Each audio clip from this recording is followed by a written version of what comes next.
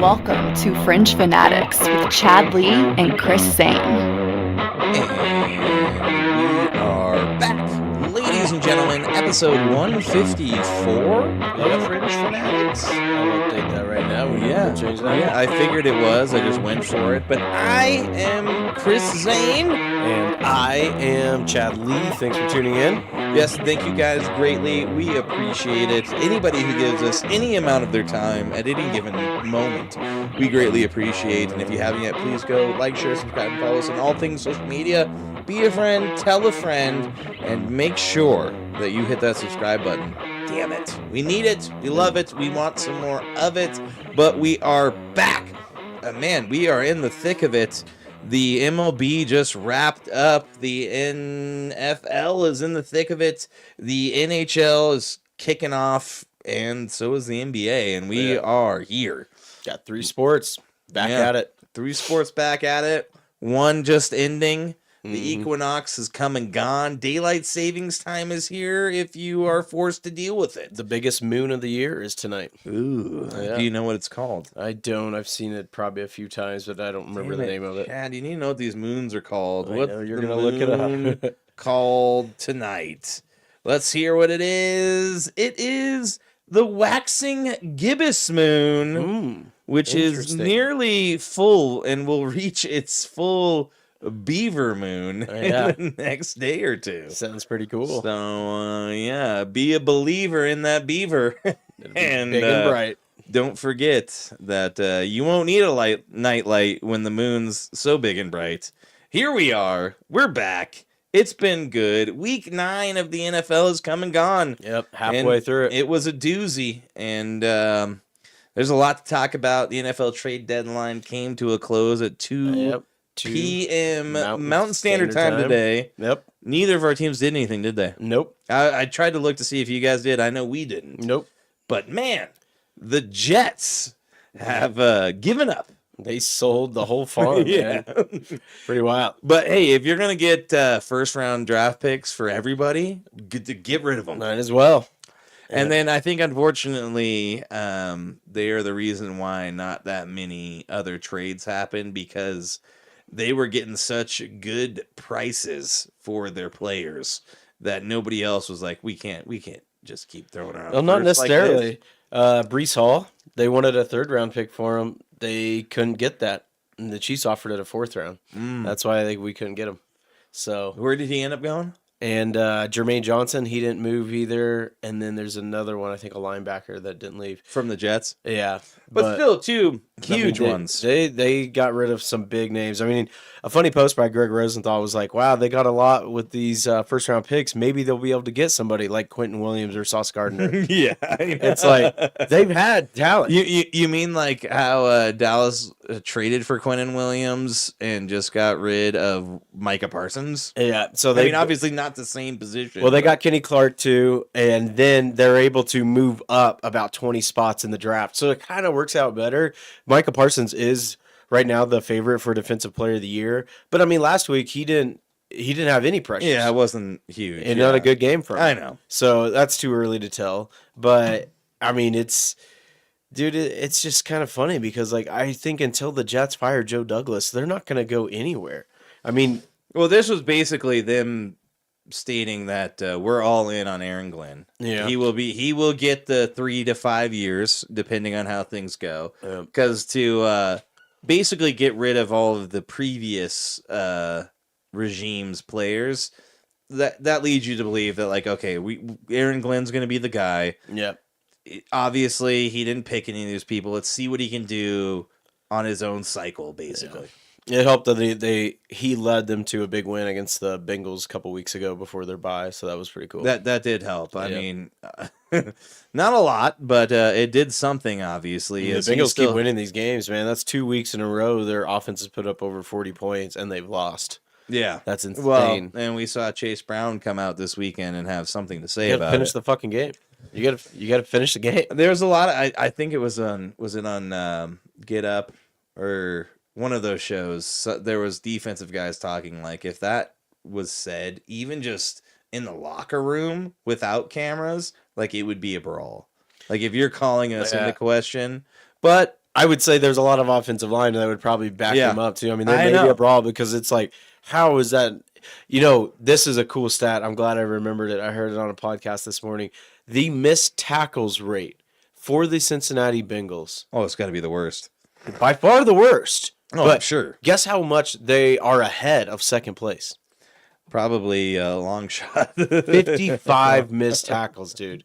But ahead of second place. Yeah. They're far and above. They're in by first far by the worst. 55. That's missed effort. tackles. That's That's like a whole game for some yes. teams. I No, mean, that's like a whole 3 or half a 4, season. Yeah. I mean, most times you only have 6 or 7 missed tackles in a game. It's just unreal. So, yeah, they're not looking too good, and it's sad. I mean, that's one of the games that we got marked to talk about is the Bears and Bengals game because nobody expected that to be an exciting game, and that came down to the wire. Yeah, and clearly it's a big talking point this week just because of Chase Brown's, obvious comments. But it's something to be reckoned with as they try to hang on for Joe Burrow to come back here in December sometime. And I don't know if they're going to be able to do it. No, and I saw another interesting stat today too. That was like the past years with Joe Burrow, the sack rate, it's down to like 3.8% with Joe Flacco. And it was up around 11% over the last 4 or 5 years. And Joe Flacco's a known statue. Yeah. He doesn't move. But he gets rid of the ball and he puts it where it needs to be. Putting up 470 yards last week, man, at what, 39 years old or something? Oh, is he in his 40s? Shit. No, I know he's not. Oh, he is in his 40s because when he played is. Rodgers. I think he's 41. Yeah, I think he's. Whoa, he is 40 years old. Yep. Oh, the day before my birthday in 1985, which just makes me feel old. But it makes you think, too, like, is Joe Burrow holding onto the ball too long? Like, the offense looks pretty damn good. T. Higgins had a ridiculous catch in that game. Yeah, he did. Yep. Yeah, that's the thing is, what is the problem? Because a lot of people sit up here and hold Joe Burrow as like a top 5 QB. Is it him? Is it the coach, Zach Taylor, who we've all known there's been a lot of issues with? Or, is it the defense, which can easily be blamed for a lot of losses? Well, they got rid of their defensive coordinator, Yeah. and look what Lou Anarumo is doing at Indianapolis this year. They're one of the best defensives. and they just got better. Yep, and then the Bengals still suck. So it's personnel. I think it's a front office. I think it's a lot of things there. When you got an owner as cheap as the Cincinnati's owner, and I don't think it's going to lead to a lot of good things. Yeah, I mean, we heard about Joe Flacco leaving there. They sent him on, just a regular commercial flight. They didn't even send him first class. That's true. There's another story that came out about the Bengals. But, yeah, they're not a good organization, and clearly it's starting to show.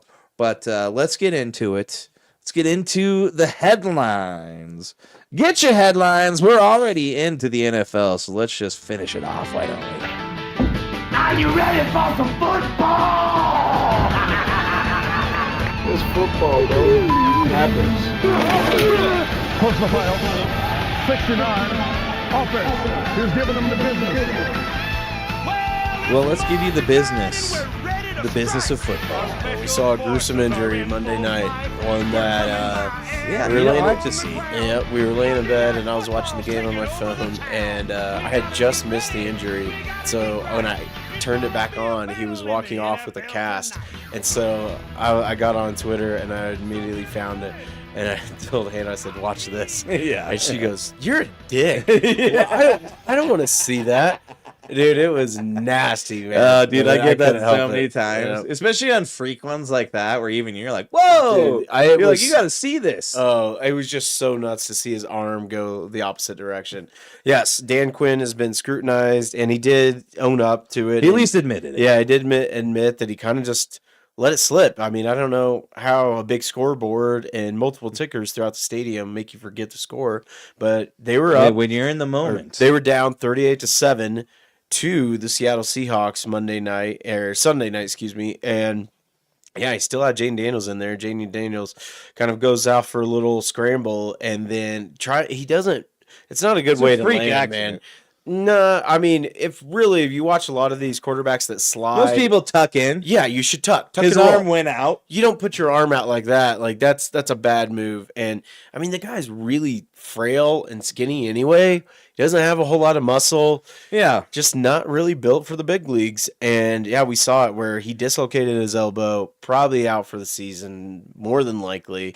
Pretty much a guarantee there. And we're going to be seeing Marcus Mariota the rest of the year. But more freakish than that, have you seen now how many injuries have happened at that stadium? I just saved it earlier and I couldn't find it, so I'm glad that you're about to talk about this. It's nuts. It's wild. Dude, I mean, it just in the stadium, you got Joe Theismann, you got Alex Smith. The same injury. Robert on Griffin. the same yard line, mind that you. one was weird where there was the same defensive player of the year before. I mean, all these Same leg, same injury.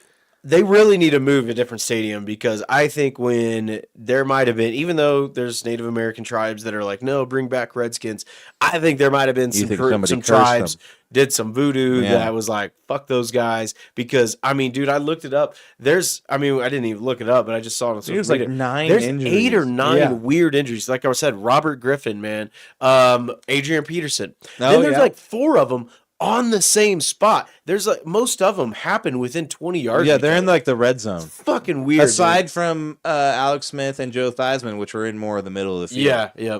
But yeah, it's super freakish, and unfortunately, the Commanders, they took a beating that night, both in the scoreboard and just in injuries. And they lost Marshawn Latimer to a torn ACL. Their best CB, and they lost a defensive lineman, I believe. Yeah, I think so. I can't remember what his name is, but man, yeah. It's rough, dude. It's rough for the Commanders. That whole division looks like it's going to be gifted to the Eagles at this point because, I mean, the Cowboys, as we saw from Monday night, can't stop a nosebleed. But we'll get into a couple plugs that they're trying to put in to maybe help with that. Yeah, definitely. As we got to talk about the trade deadline here, but another big game, the Bills and the Chiefs. Yeah, a rematch of a rematch of a rematch, and the Bills get the best of the Chiefs this time. They deserve it, man. They outplayed them. The defensive line really won that game. They were getting after Mahomes. He was pressured at the same rate as like the Eagles Super Bowl and the Bucks Super Bowl. Like I just was having flashbacks. I mean, every time he dropped back, like he was just getting mauled and getting hurried. It just sucked, man. Yeah.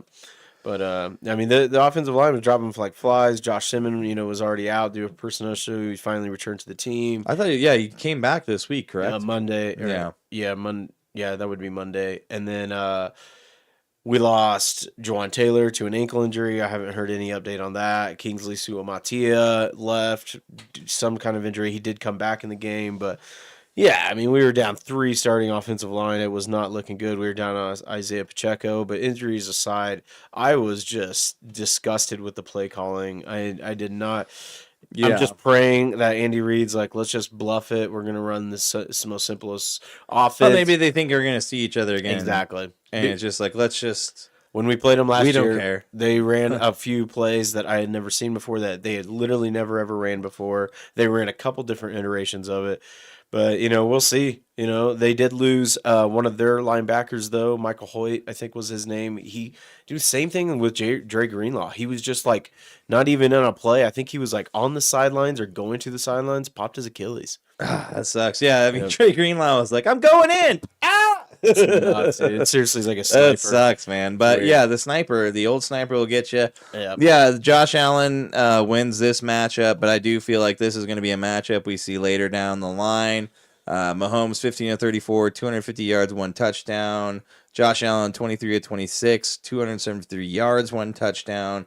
James Cook, though, I do think was the deciding factor in this game. That guy is playing with his hair on fire. So fast. I thought about it the other day, too. It's so crazy how much his brother fell off. Like, if you remember, it was like him with the Vikings, and it's like, oh, dude, he's like the next dude, and then all of a sudden it's just like, he's gone. Yep. He had a couple of injuries. I think he's on the Cowboys practice squad now. Is he still in the league? I think so. Wow, I didn't realize that. Yeah. But yeah, his brother, James Cook III, right now is dominating.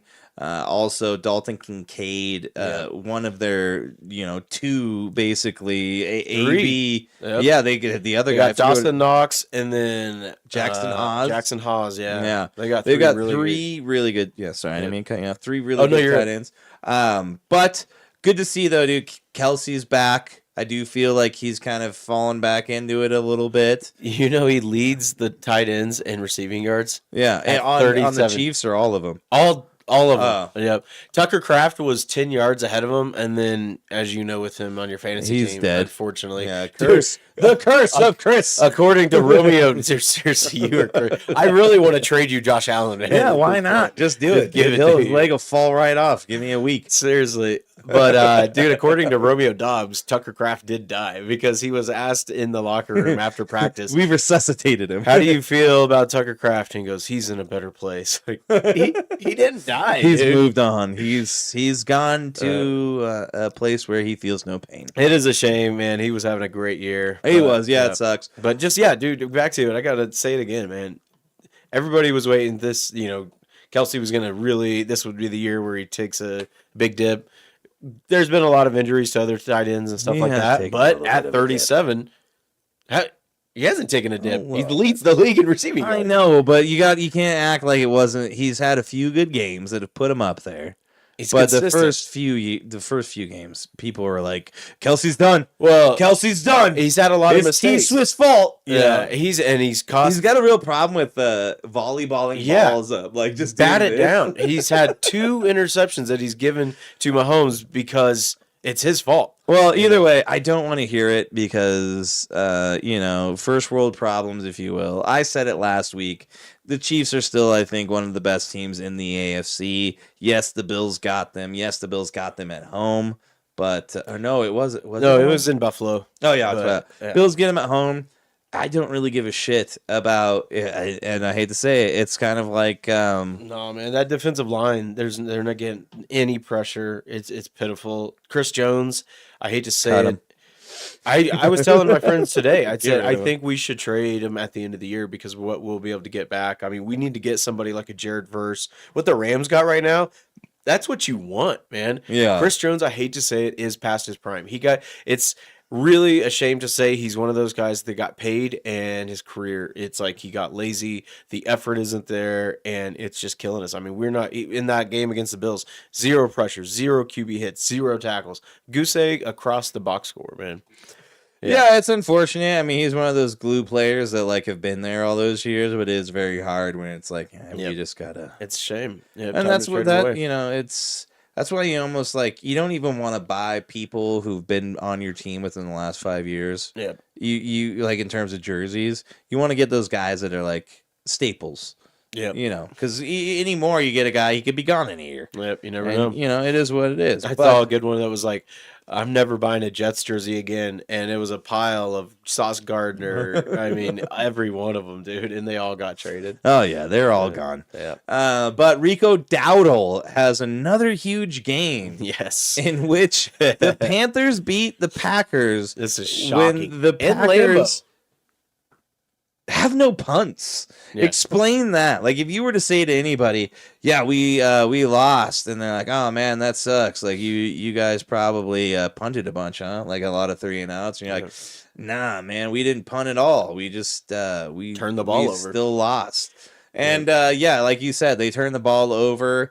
Jordan Love was loving to make bad decisions this day. Yep. And it came back to bite him in the ass. It's just so crazy. I mean, that's why I'm really not trying to get too down about the Bills game because, I mean, it seriously is any week. There is not one team. Any given Sunday. Yeah, that is far and above, head and shoulders above the rest of the league. Every single. I mean, you look at maybe maybe Indianapolis now. I don't know. what do you? Well, with The Sauce Colts. Gardner. Yeah, I mean, just Well, then they go just out lost there. to the Steelers, and that was That's true. Danny Dimes had 5 turnovers. The team had a total of 6. He almost Danny Nichols. Well, he was Danny Nichols. Yeah, I mean, and there was a good post that was like a picture of him with those bug eyes that he had on the Giants, and the Giants. When he was like, Yeah, it was like we knew this all too well. That was a good run, Colts. Yeah, but I mean, we'll see. They just got a lot better with Sauce Gardner, but I mean, the Bills lost to the Falcons. You just never fucking know. No, it's literally any given Sunday, as we said. And in this game, let me get to the box score here. Bryce Young, 11 of 20, 102 yards. That won the game. Yep. Here's Jordan Love's stat line. And tell me if this does not seem like he should have won the game. 26 of 37, 273 yards, and 1 interception, though. Yeah. Dang. Yep.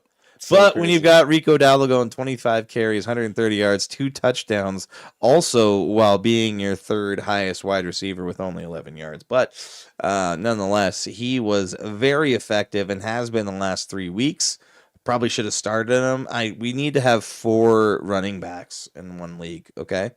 Next year, I want 4 running backs, 5 wide receivers. In my family league, we have 2 flexes. And so it's each week it's like 160, 170 scoring. Yeah. But did you ever play in a league where you had a defensive player? No, but I've always kind of wanted to. I think that'd be fun. It is kind of cool because like you literally like every week are like, this guy's gonna have a good game. Like it's like it's like every defensive, unless you have a stud, like you're just always playing the waiver wire. I might pitch that next year in the family league. We'll see what's up. Romeo Doubs in the goofy helmet, which looked like he was wearing a giant leather bag, was the leading receiver with 7 receptions, 91 yards. Yeah. And that was the funny thing about that, because the Packers wore the 1911 Packers uniform. Yeah, I wasn't sure how I felt about it. I mean, they look kind of cool, but it just looked a little tacky because it's not real leather. I don't know. It was okay. I mean, they've done it cool in the, I think, was it Notre Dame or somebody did something similar to that, where they did like the leather helmet, like painted style. Yeah. I do think they might have just missed the mark on the execution. Yeah. Because I have seen it done, and it does look pretty good. Yeah.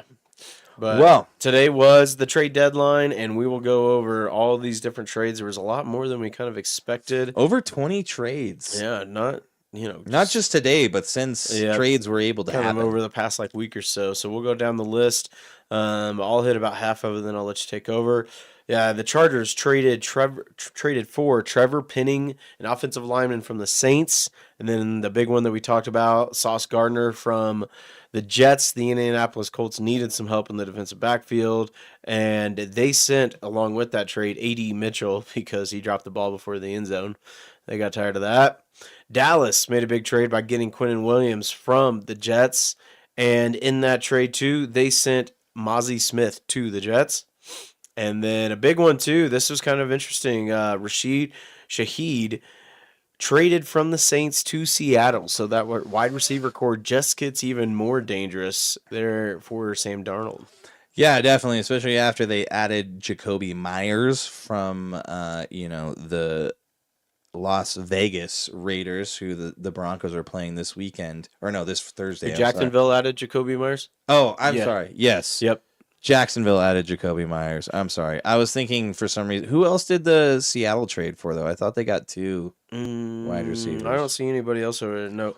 I might have just made something up. But, I'm sorry. Jacoby Myers goes to Jacksonville Jaguars, who the Raiders just lost to this weekend, which is kind of weird. Yeah. But he's wanted out for a little bit, and they just were not coming to terms on numbers. So he is gone.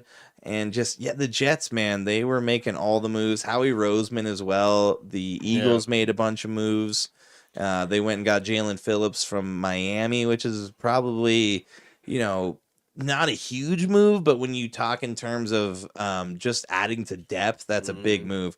If you're expecting Jalen Phillips to come and be your number 1 with the injury history and everything, might not happen, but to have him in there to be your 3rd, 4th, along with everybody else, that is definitely scary. The Eagles went all in as well as the Jets went all out this trade deadline. Yeah. And I think we were both probably hoping our teams would make a move, and they did not. Yeah, pretty disappointing. Early reports today were that the Broncos were heavy in on wide receiver. I think they probably did touch base with the Dolphins about Jalen Waddle. I think they really wanted Rashid Shaheed just to kind of be that deep threat, and they kind of got nickel and dimed by the Jets just getting so many first-round picks. It just raised the price of everybody this year when it comes to the trade deadline. So Interesting enough, though, tons of moves happened, and I think some teams got really good. Some good teams got even better, especially I think in terms of the Indianapolis Colts. I think Sauce Gardner is going to do a lot better in Indy rather than New York, where the limelight's not just focused entirely on you. Oh yeah. So I am interested to see what happens. The Cowboys, another big one. They trade for Quinnen Williams. They also get Logan Wilson Logan from the Wilson, Bengals. yep. Yeah. Philly also traded for Jair Alexander from the Ravens. Hasn't had too good of a year this year. It's kind of a flyer to see if he still got it. He was one of those ones when we had the Packers guy on that we were like, oh man, that's the yeah. guy that they need to keep or get rid of, and now he's gone, and He's had a rough year. They also traded for Michael Carter, another cornerback. And the Jets, like we said, made a lot of moves. They got John Mechie, who was traded to the Eagles earlier in this year. Yeah, the Jets picked up some pretty good players just in the transfer of players out, but lots of first-round picks. This is going to give Aaron Glenn the opportunity to kind of build this team in his, mold, so to speak, and move forward. And it's clear that the Woody Johnson and everybody is behind Aaron Glenn. I do think he is a really good coach. You see what he did, especially with the Lions on the defensive side of the ball. Watching, HBO. Hard Knocks. Seeing him on the defensive side of the ball when he was with the Lions, you realize like this guy's a pretty good coach. Yep. But we'll see what happens. This is now it's all on you, so you have no more excuses. So yeah, we'll see what happens with Aaron Glenn there. But week 10 is coming up, and it starts with Chris's Broncos. The Raiders are going to be coming to Mile High on Thursday night, Prime Video. Yeah, don't be surprised if Brock Bowers goes off as 43 fantasy points last week. Yeah, he's really good at catching the ball. He's not good at all things tight end. He's not a very good blocker, but he'll get his nose in there. Got but an damn, insane catch last week. is dude. he Absolutely incredible. A giant wide receiver, and he is very good at catching the ball. I do think we'll see what happens. They're going to make them very one-sided. Geno Smith is not the answer. I think that's pretty clear. Yeah. I don't know how the Raiders are going to maneuver that. They brought him in.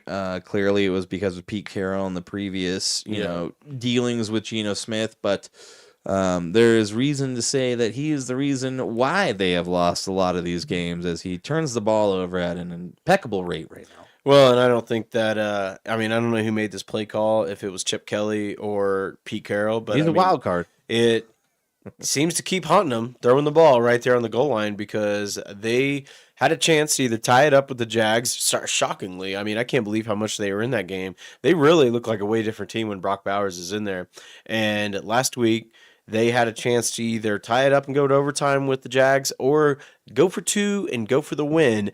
And haunting memories of the Super Bowl against the Patriots come back, because he tries to throw it on the 1 yard line, and you got Ashton Ginty. Yeah, you got Ashton Ginty, and you don't run the ball, man. It's like having Marshawn Lynch and you don't run the ball. Yeah, what are you doing, man? Yeah, history repeats itself. Carroll in a decision making. I don't think anybody's going to help the Raiders there until they get rid of him. Yeah, I will see how long the Pete Carroll experiment lasts, but I do think he's probably going to get upwards of 3 years unless things just go terribly bad next year. I could definitely see it happening, but let's see. Where are we at? What else do we have to talk about with the NFL, or is that it? Do we need to move on? I do believe that's it. I just want to mention we do have some good games on this upcoming slate. Let's talk about it. Yeah, just Steelers, Chargers, Sunday Night Football, Rams and 49ers in San Fran. That's always a good one. Cardinals and Seahawks. The Cardinals look a lot better with Jacoby Brissett. I think that he's going to be – they already named him the starter today. The Marvin Harrison went off last night. They look like a far better team with him in there. And then Jaguars and Texans. It depends if Stroud's going to play or not after that hit. Then Patriots and Bucks. Yeah, there's Ravens and Vikings. J.J. McCarthy looked pretty good last week. Lots of good games on this. Yeah, lots of good games. We are officially it's so weird now because what is actually the halfway point? I guess right now, know, that's what they're calling it. Oh, Wednesday of week 9, going into week 10. It's definitely halfway. Yeah, so we're at the halfway point. There's a lot. This has been a wild year so far. I mean, to sit here and think in the AFC that the Broncos, the Patriots, and the Colts are tied for the best record is insane to me. So wild. And I still don't believe it, and I won't until we eventually beat the Kansas City Chiefs here in a couple of weeks. I know that upsets Chad to hear, but it's going to happen. Yeah, with our defense, I wouldn't be surprised, man. Our defense. Well, we'll see. It's a ways away, and people will get healthier. But let's get into our daily Dow. Let's hit it. Daily Dogs out. That's right. It's time for the Daily Dogs. I'll start this one off because I don't have much to talk about. But Cam Little, man, this guy is not little in terms of his kicking prowess. As already this year in preseason, he kicked a 70-yard field goal with room to spare, mind you. It was 68, actually. Today was. In preseason, he kicked a 70-yard field goal. Oh, is that what you're talking about? Yeah. Yeah, okay, yeah. In preseason, it was Yes, 70. 60, 70, yes. I thought you were talking about that No, game. no. I was preluding with I that. see, my bad. 70-yard field goal in preseason. So he was like, this guy's got a leg. Yeah. And then in this game against the Raiders, he kicks a 68-yard field goal, which, mind you, surpasses that of the massage man himself, Mr. Justin Tucker. Yep. As well as Matt Prater. Yeah. Well, Matt Prater was a little bit shorter. But nonetheless, we get Justin Tucker off of the record books. And now we have Cam Little, who might be one of the most goobery looking dudes ever, but damn it. It's so funny how all these kickers, dude, there's not most you look at a Tom Brady, there's always the quarterback. you got the, it looks like a quarterback, a handsome man or something like that. But dude, the kickers are the most goofy looking guys. Who put pads in the water boy? Yeah, seriously, dude. And Cam Little literally looks like that. I mean, he looks like he's kind of got a bowl cut from the 90s that we all had. How about what's his name? He used to have goggles on the Rodrigo Blankenship. Such a goofy. He looked like the guy that tried out for the football team. He was on the Colts, 2 years put him in the ago? trash can or something, man. Yeah. Oh yeah. I bet that guy slays when it comes to the ladies. I bet so. But dude, here's the funny thing about this kick. Guess how long it took for one of the poorest. I've always can't stand it when Mark Schlereth and then Myers are on the call. That's why they always Leave get Mark the Schlereth bottom. alone. I won't, because that that's why he's on the bottom slate. Shit. He's on the bottom slate of the games. That's why they give him the Raiders and the Jags, because he is on the bottom roster before it comes to commentators. And this is why. Cam Little hits a record 68-yarder. It took them 1 minute and 8 seconds to recognize it. You really got to measure those things, dude. Because someone's got to get out there with the little measure with the it's got a wheel. Yeah, maybe. But the whole stadium, the team's celebrating. They know it's a record, and they just totally miss it. That's exactly why it's they just stick to your local Denver radio, because you suck. Well, he's been he's barely on the Denver radio now. I think he's still got the morning show, but he does it from New York. But yeah, you're right. He's 1 minute and 8 seconds, dude. The guy hit a record. You think it would, if it was right 30 away. seconds, it should be right away, man. Come on. We're breaking records here. Let's talk about it when it happens. You know what I mean? Exactly. But one guy though that go ahead. Well, that was my daily dog. Daily. All right, and mine just seems like he is the ringer to win a World Series, because I believe 3 years ago when we started this podcast, we brought it up because it just kept happening. And now 3 years later, it makes 6 years in a row that Will Smith has won a World Series. First started back in 2020 with the Los Angeles Dodgers. Then he went to the Braves, won a World Series. 2022, the Astros. 2023, the Rangers. Then the last 2 years with the Dodgers, as on Saturday night, the game goes into overtime, and I think it was the 11th inning, hits a walk-off homer to send the Dodgers to heaven and basically etch his name in the record books. I mean, back-to-back World Series champions. Yamamoto, you look at what the pitching did in that game. I mean, they put up $1.4 billion on the mound in that game. And a lot of people are touting that World Series as probably the best and most exciting World Series in history. I mean, it was fun to watch, and I guess there's a few things that you can say about Will Smith, and one of them is... DJ Khaled! Yeah! All I do is win, win, win, no matter what. Got money on my mind, I can never get enough. And every time I step up in the building, everybody hands go up. And they stay there, and they say yeah, and they Will say Smith is there. a winning son of a gun, damn it. And It's really bouncing back after that slap of the Oscars, too. yeah, way to go. Yeah. Also changed his skin color amazingly. So true, man. It's just insane, dude. Like, how is this a thing where he just keeps winning? I mean, that's got to be the longest streak of being... Hi, Juniors. You coming in? Come here. Come on. Come on. Yeah.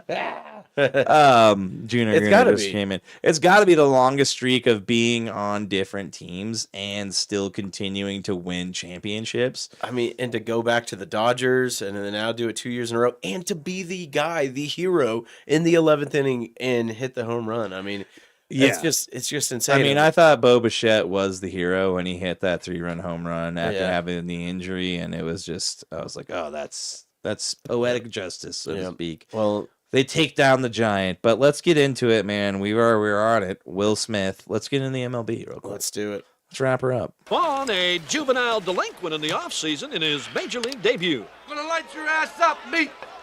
Vaughn into the windup in his first offering. Just a bit outside. He Here's tried all I the have to corner say, of the- Chad, about this World Series. And I wore this shirt for a reason, and this is what I have to say. Oh. Pay them all as much as you can pay them. Yeah. Let them juice. Yeah, that would be nice. Legalize the steroids. Mm-hmm. Because that was one of the funnest World Series That was we've awesome. probably watched in the last 10 years. And it did a lot for baseball too. I had to save this little stat right here because this says a lot about how I feel about basketball right now, and I believe also how the rest of the world feels about basketball when I talk about like the NBA, because a lot of people are like, "Oh, baseball's boring" and everything like that, but you get Toronto, a massive city and a massive great fan base, and a guy like Vlad Guerrero. His dad played for the Blue Jays. He's a hero. He's had probably one of the best postseasons in history, going up against the monstrous giant, the Dodgers. And the people showed out to watch this because I think there was 3 games that went to extra innings and went to a game 7. And guess what? Also, the NBA Finals went to a game 7, even though the Thunder couldn't beat a Pacers team that was out without their best player. And here's the numbers from the viewers. All right. 16.4 million for game 7 of the NBA Finals. All right. On Saturday night, game 7 of the World Series, 25.9 million. Yeah. Boom. Put it on the table, which is surprising because we've been talking about for a while now how bad the MLB has been at bringing in new viewers, bringing in people to watch. The bringing ratings in have been old going up, viewers. though. The ratings have been going They up have been. ever since the pitch count changed. The ratings have been steadily climbing. And then this World Series, it's got to be the most viewed one in history. And like I said, a lot of people are calling it the best, the most exciting one. I mean, you look at that game 6. I mean, the Dodgers are dead in rights. And then that ground rule double basically gets Where it's stuck yeah, in the screwed, fence. screwed Wedged. the Blue It Jays. was wedged in it. Yeah. Yeah. I mean, that changed the series right there. Yeah, you think if that's the crazy thing. If that ball hit to That's probably an it. inch higher, Yep. the game it's over. They get the extra run. yeah. And then you look That at thing was perfectly just like thunk. The defense from Mookie Betts and the Dodgers in Game Kiki? 6 and Kike? the double play. I mean it was baseball at its finest, and I mean it was just super fun to watch. It really was like watching a movie. I mean, Angels in the outfield, something like that, man. I don't know. It was yeah, I great. mean, you just just to wrap up in a Clayton short, Kershaw, man. That's short what synopsis. there should be a new doc on him. Like, Oh, there I can't should wait. be. What a He's career. done. Yep. Way to what win. in a way that's and a the winner. Peyton Manning, John Elway way to walk out. Dude. Yeah, Seriously. definitely. Super happy for him. But just a quick synopsis: there was an 18-inning game, a historic pitching performance by a 22-year-old, the first pinch hit grand slam in a World Series, the first World Series game to begin with back-to-back home runs, the first game-ending 7-4 double play in World Series history. That's a lot of firsts. It's insane. A lot of which were in like extremely palpable, like game-breaking moments. The tension, man. You cut it with a knife. And I'm glad you mentioned. I'm sorry I forgot, but yeah, Yamamoto was the MVP. 0 days rest, comes in and pitches. I think like 34 They pitches. won 3 games. Yeah. He won 3 games and came in on game 7. Yep. And pitched in the bullpen. Blake Snell was pitching in Game 7. I mean, they had all their. You look at their starters are just some of the best starters in baseball, and it's just like, somebody said it right. I can't remember quite who said it. Maybe it was you that was like, they played it right. Let your players and your some of your best players get hurt early in the season. That way they can all get healthy. That's the way to do it. Yeah, seriously. You don't want them early buys, in like the NFL. You want that the last week you can get a buy. Yeah. But Yamamoto gets the MVP, which he rightfully deserves. I'm trying to think of who else. Game 6, he was warming up, and it was off of like 1 day's rest, and he told him like, "Let me out. I want to go out there and pitch." Well, there was even. Was it Game 5? It was a game he wasn't pitching. Oh, it was the 16-inning game. And they were like, he told his interpreter, go tell him I'll go. Yeah, that's what I was trying to get at. Yeah. I mean, it's just like, dude, and I think that was off 0 days rest or something. You can go let her out. Yeah, I'm just going to let her out. Juno came in and she was very excited. And now she's like, I'm going to go back downstairs. Let's go hang out. All right, what do you want to do? Hockey. Do we talk about the NBA? No, let's hit the NBA. Okay. Well, we might skip hockey because we're already close. Most likely comparing Yamamoto, the best performance in terms of like how you can relate it was Madison Bumgarner. Yeah. He had a pretty great 2014 World Series through 4 dominant 4-inning saves in Game 7 on short rest. Also went 2-0 with a .43 ERA. But yeah, Yamamoto and even Shohei said he's the best pitcher in the world right now. And so that's who pitched Game 7 who started Game 7 was Shohei, and I think he got pulled in like inning 4-3 or something like that. Yeah, I didn't think he was gonna. No, there's just so much going on. He was already having to go in there and do what you did was insane. But it was pretty crazy. I mean, the Dodgers pulled off again, and they're definitely gonna be trying for a three-peat. Yeah, and I think unless it's not going to change this year, they're liable to do it because until something changes in terms of whether it be universal. There's some big free agents out there now too. Well, yeah, a lot of free agents, but I'm just talking like in terms of like salary cap. Yeah, that's really what's it's not a thing now, but it could be. But let's get into the NBA. Magic, right side to Scott. Slam dunk. 4 seconds. 3 seconds left. Why are they not fouling? Jumper Murray. He's on fire. Denver bounce. Pump fake for 2. Kobe's got the Laker record. 81-point game. Ladies and gentlemen, you have witnessed the second greatest scoring performance in NBA history. Come on. I'm burning. Well, when it comes to any sports, there's such thing as nuanced fans. And I think there are times when fans let their emotions boil over too much. And I think a few of those, the main ones I can think of when Andrew Luck left the field for the last time.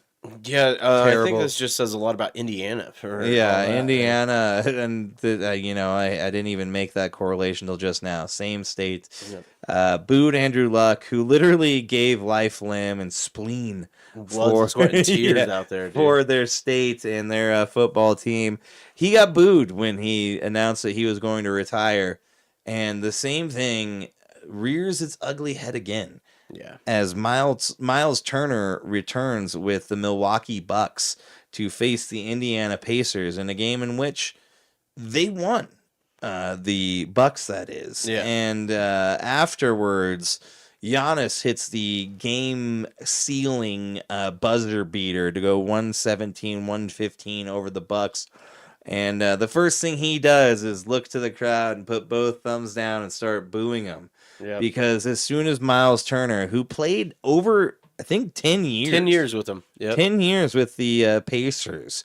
And after a tribute video and before the start of the game, he was met with resounding boos from the Gainbridge Fieldhouse. Yeah. From the moment the video came up. Yeah, it's pretty sad, too, because last night, Russell Westbrook made his return to Denver, and he had only played here for a year and got nothing but praise, claps, cheers. The players went and gave him a lot of love before the game started. He actually had a great game, 26 points. You know, it's one of the last people to give him love, though. Jamal Murray. Oh, really? I think that was part of the issue. I don't think they liked each other.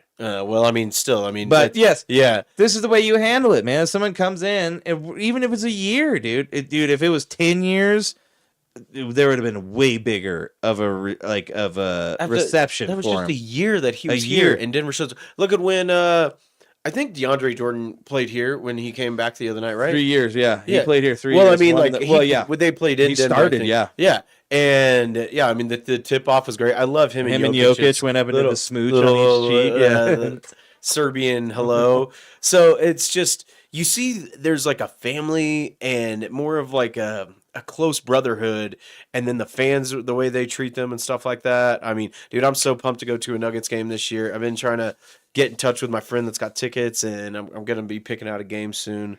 Nice. Can't wait. So yeah, but yeah, I'm not going to get into it too much right now, but I'm just hoping basketball gets better, dude. It's just pretty tough to watch right now. I mean, I hate to say it, the same can be said about the NFL. Yeah, it's the NFL. It's the UFC. They're in a gambling scandal.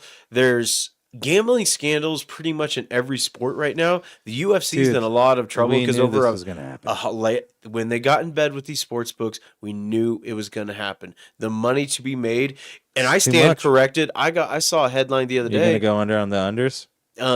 Well, there was a headline where I think it was something from ESPN where they were like, sports books and the professional leagues are going to start looking into which prop bets could try to eliminate these, just kind of like what you talked about. Yeah, it's like the unders. Yep, If you can affect it easily like Yep. that by just being like, my eye, or hamstring, Yep. $200,000 on my unders. So a UFC ref is being investigated because Really? over I didn't hear 100 this. Yeah, Warner Herzog, not Warner Herzog. Oh my God, He that's the crazy does great documentary.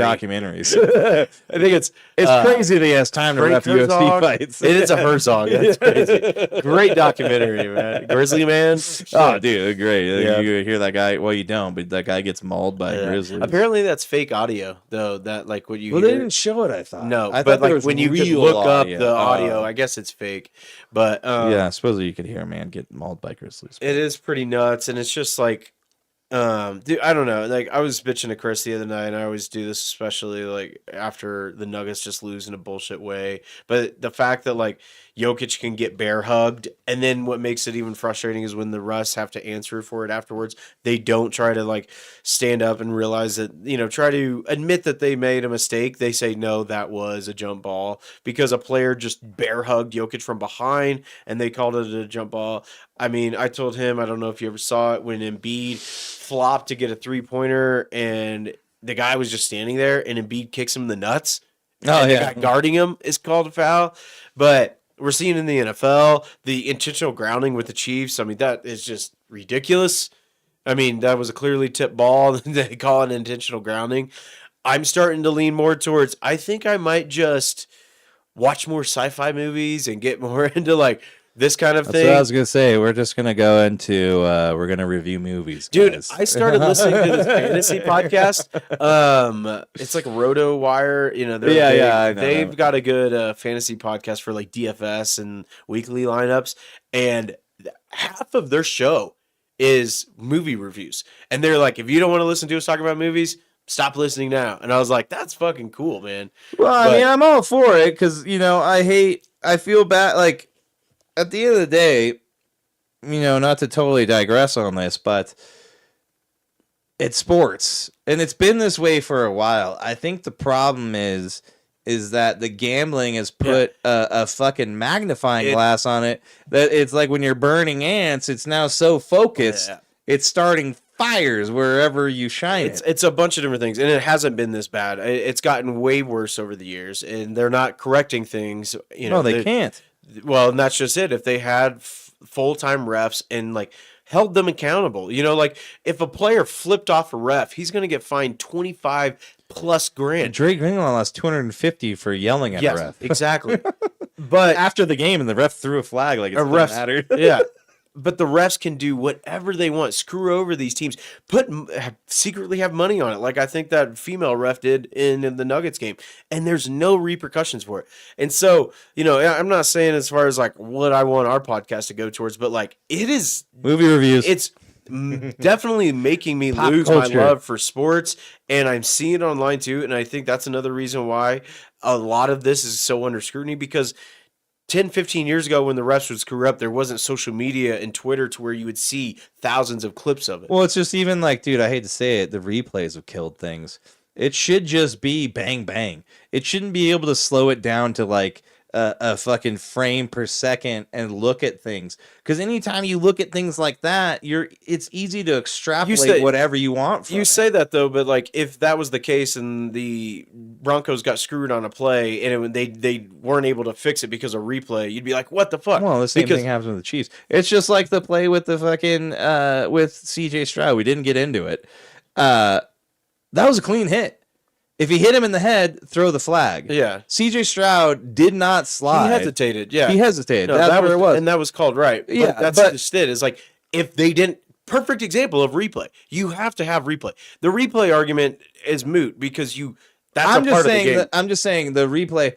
It's the slowing it down to like frame by frame. I think that's ruined everything. I think if you're gonna look at a play, you should have to watch it in game speed.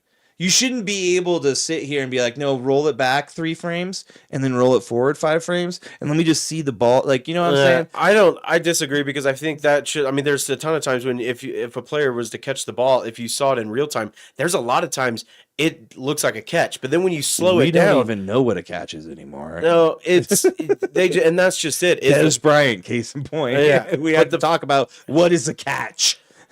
The point is like if you just did it without replay, you wouldn't be able to see like, oh, that ball hit the ground. And the problem is I see this with like college basketball and other sports sometimes. The refs can actually like make a correction. I do like that about the NBA. Sometimes they'll see where they fucked up and be like, actually, no, there's this, and they'll do this. Perfect example, when the Chiefs got that intentional grounding call, it shouldn't have been intentional grounding, but you can't review that or you can't challenge that play. At this point, every play that's it. If a ref makes a call, it should be reviewable. And that's just it. If it's an offsides, but we're talking and like it's 5-hour games. No, dude, you could clearly speed this up. And that's just it. Case in point was the Broncos game. The New York came in and was like, no, it's not a foul. On the CJ Stroud. But that's what I'm saying, dude. Then cut out the guys in the fucking field. That's what I'm saying. saying. Let's just go to an overhead guy that watches shit. That's what I'm saying. Some guy like in Grandma's Boy, he's just like, and he's got like 5 screens, and he's just laying there. If you watch college football, they do it right. They literally show the control panel and all the guys in there. Yeah, it's like, why can't we have that in the NFL? That's the problem, dude. There's not enough transparency. Thank you. Really, like if you want to fix this, I'll tell you how to do it. And I hate that this is the answer. You get the government involved, and you almost make the refs like a government agency. Yeah. That they're controlled by the feds, yeah, and they're governed by the feds, and the NFL, the NBA, they all come from the same place. Well, and now there's all these gambling scandals, they might just force them to do that because, like, at this point, we see how they're in bed with this. I mean, how bad is it when like ESPN's like, watch Monday Night Football, brought to you by ESPN Bet? Well, how about when they're talking about the Chauncey Billups shit and DraftKings has sponsored the ticker at the bottom? Yeah, and that it's popping up on like gambling scandal brought to you by DraftKings. And they literally removed it. If you have a problem, dial 1-800-555-GAMBLER. And it's just so stupid, man. It's like, dude, come on. Like they need to. What would fix a lot of this is, like you said, transparency and admitting when they've made a mistake. Oh, whoops, that wasn't intentional grounding. It was clearly tipped. Boom. But they didn't have people being 36. like, well, we got to redo the game, though. You know what I'm saying? That's where it gets tough. No, you're pulling it way too far. Well, I'm just saying, though, because that's what's going to happen is, like, if it's like a game-ending play, you know, and it's like, oh, they called intentional grounding on the last play of the game and they lost because of it, but it was wrong. Like, how do you fix that when it comes to gambling? You know what I mean?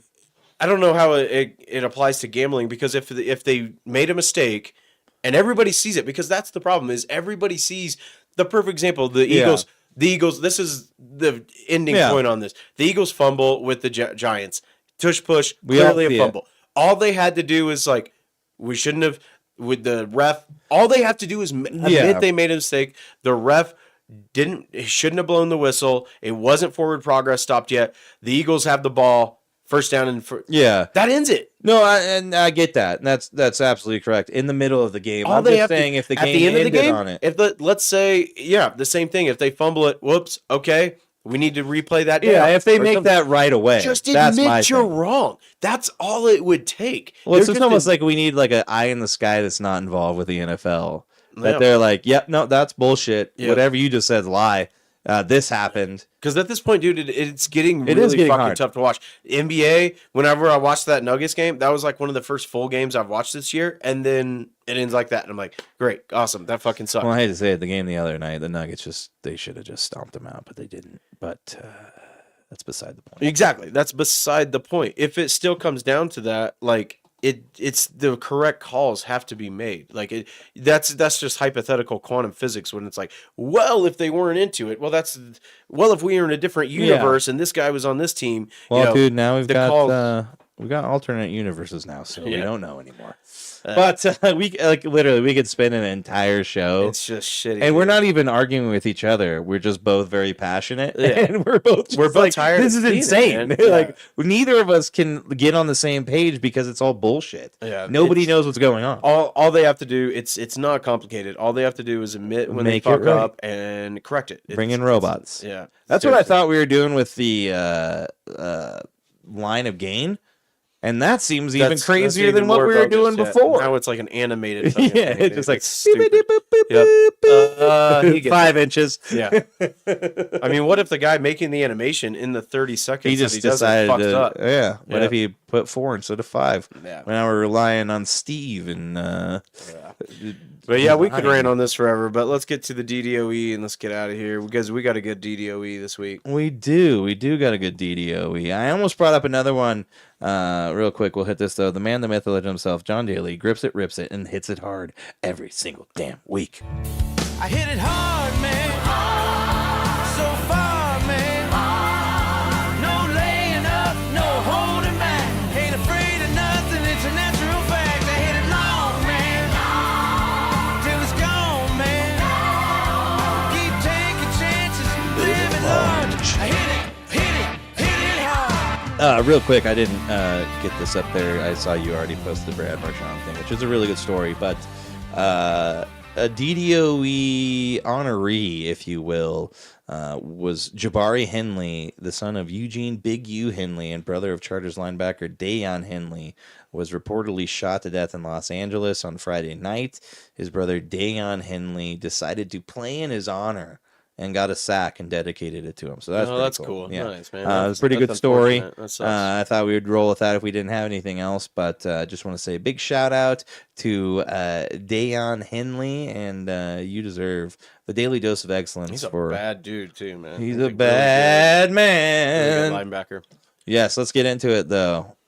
All right, so yeah, Brad Marchand. This was about 5 days ago. He has returned to the team now. He plays for the Panthers. He took some time away to help out a friend dealing with an unimaginable tragedy. Marchand returned to his hometown of Halifax, Nova Scotia, to serve as a fill-in coach for his friend J.P. McCollum, whose 10-year-old daughter recently died from cancer. Yeah, it's pretty cool. Marchand missed Tuesday night shootout loss against the Anaheim Ducks, but he traveled back to Halifax, Nova Scotia, and served as a guest coach for the March and Milco Hunters in Wednesday's game against the Halifax Max, which he was filling in place of his friend J.P. McCollum, whose daughter passed away. Yeah. But pretty amazing to take time away from being a professional athlete to go and do something like this, kind of coach a little league hockey game. And it's just pretty, unselfish to do something like this. And I thought it was a really cool story. He said the schedule actually worked well for what he's going through and for what the family is going through. Maurice told reporters on Wednesday, we took the second day off, which was what we're going to do now. If it fits well with what Brad's going through, he obviously won't be here tomorrow. There's no ice tomorrow. He'll come back for the game. So he's now back with the team, but super admirable thing that he did for a really unfortunate situation. Yeah, and as Brad said, he said, please join us in celebrating an amazing night at the rink made possible by the ongoing giving nature of a 10-year-old girl that loved the game with all her heart. He co-owns the parent company March and Milco that supports the Nova Scotia Under-18 Hockey League team. As Chad said, he rejoined the Panthers. He's back there and is back there after doing a really great thing for not only a friend, but a child in need. And that's why Brad Marchand, I mean, just from everything over the last year, winning the Stanley Cup, the more you learn about that guy, he's just a stand-up dude. A lot of these hockey players are just like down-to-earth guys, but it's really cool when a guy who's, been at the top of his game for a while just continues to use his platform to help those around him. And it's an unfortunate thing that somebody's so close, but it's an unfortunate thing no matter what. So, Brad Marchand, you are the daily dose of excellence. We greatly appreciate you. Yes. And we greatly appreciate each and every one of you for joining us each week. Smash that like button. Smash that like button. Smash that subscribe button. Be a friend. Tell a friend. Tell two friends. Why don't you? Yeah. Get them liking, following, and subscribing us. Shoot us some stories. Yeah. Do whatever. Get involved. We'll see you next week, Tuesday. And I will roll out the new shit, I promise. Yeah. It's a month and a half in the making. Come back but next damn it, week. It's going to be good. Love you, Chad. Love you, buddy. Bye-bye.